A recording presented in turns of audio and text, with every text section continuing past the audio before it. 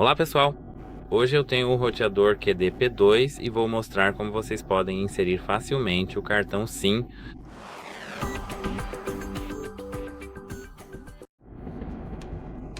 Então primeiramente recomendo desconectar o seu roteador da tomada, depois prepare o cartão SIM, que é o cartão nano SIM, e agora vire o seu roteador da cabeça para baixo.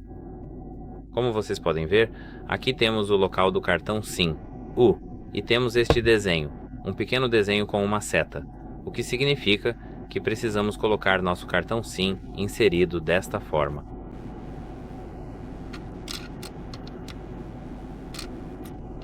O que será difícil. Ok, e agora aqui, uma vez assim, precisamos fechá-lo até ouvir um clique.